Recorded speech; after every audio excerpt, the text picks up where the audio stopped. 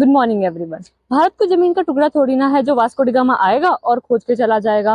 भारत तो सिंधु से लेके हिंदुस्तान, इंडस से लेके इंडिया जैसे नामों से एक सुसज्जित सभ्यता है। भारत आर्यभट्ट की खोज, विवेकानंद का ज्ञान, भतीजी का दान, राणा प्रताप जैसी आग और पन्नाधाय जैसा त्याग है।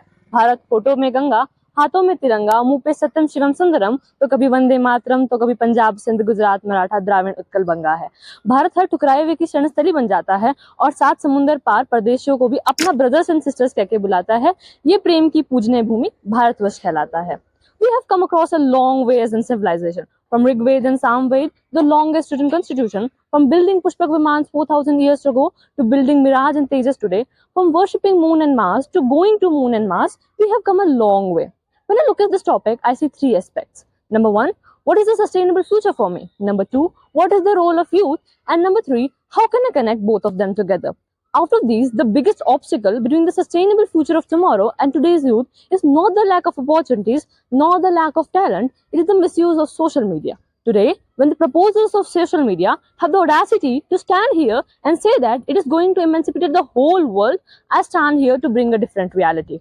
Today, the 25-year-old youth of India, who is 19% malnourished, 33% unemployed, 55% misled by the circles of social media, and in 100% delusion of where their country is going, making us focus on Elvish Yadav and Rajat Dalal while whole of Manipur was burning, making us focus on a mustache of a 16-year-old girl from Uttar Pradesh rather than her academic abilities when she topped the UP examination board, making us focus on the weddings of millionaires and Ambanis while millions in the same city sleep without food, covering their shelters with G20 posters. It is funny that in this country, it is easier to get a ticket to Coldplay or Diljit Dosanjh, which is harder to get a 5 kg packet of rice in a small village of Andhra Pradesh. You have to stand for 5 long hours.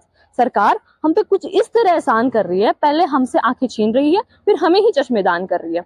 Believe me, ladies and gentlemen, social media is just a dividing tool, dividing us between all eyes on Rafa and all eyes on Bangladesh, while our own women are not even safe in front of our own eyes in our hospitals. Is that making us aware? We all know the name of Nirbhaya.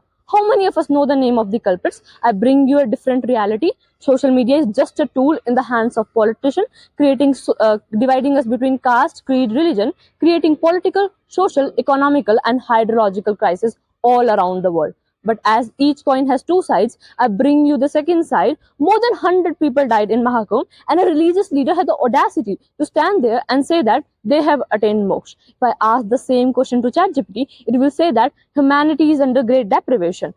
But remember the fact that I tell you, and that is social media and AI is a tool. And I see hope in people like Nitish Kumari from Kerala, who is using social media to provide gender education to young girls. I see hope in people like Mukesh Chandrakar, Ravish Kumar, and Sandesh Bhatia, who voices the voice of the nation when the national media stays quiet.